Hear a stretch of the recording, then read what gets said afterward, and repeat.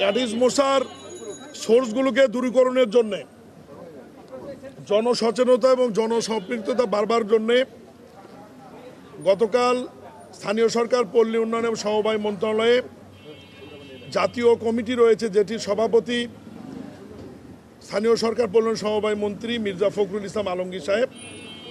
ওনার সভাপতিত্বে প্রায় 20টি মন্ত্রণালয়ের সচিব সহ আমরা সারা দেশে কিভাবে সচেতনতা বৃদ্ধি করা যায়,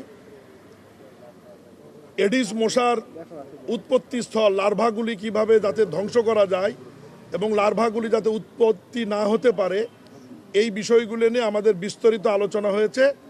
সেখানে আমরা সকল সিটি কর্পোরেশন, পৌরসভা এবং দেশব্যাপী আমরা দিক নির্দেশনা মাননীয় মন্ত্রী মির্জা ফখরুল ইসলাম আলমগীর মহোদয় দিয়েছেন। এবং ওই মিটিংয়েই শুধুমাত্র ঢাকা মহানগরে অভিযান পরিচালনা করবার জন্য আমার নেতৃত্বে একটি জাতীয় টাস্কফোর্স গঠন করা হয়েছে। সেই টাস্কফোর্সের আজকে প্রথম এই জনসম্পৃক্ততা, জনসচেতনতা বৃদ্ধির লক্ষ্যে আজকে প্রথম অভিযান। প্রত্যেক সপ্তাহেই আমরা 3-4 দিন করে এই টাস্কফোর্সের যে এটা ঠিক অভিযান শব্দটা শুনতে খারাপ লাগে, এটা কার্যক্রম, জনসচেতনতা, জনসম্পৃক্ততা এবং অ্যাডিস মশার উৎসস্থলগুলি, সোর্সগুলি দূরীকরণের জন্যে যে কার্যক্রম, এটা আমরা অব্যাহত রাখব।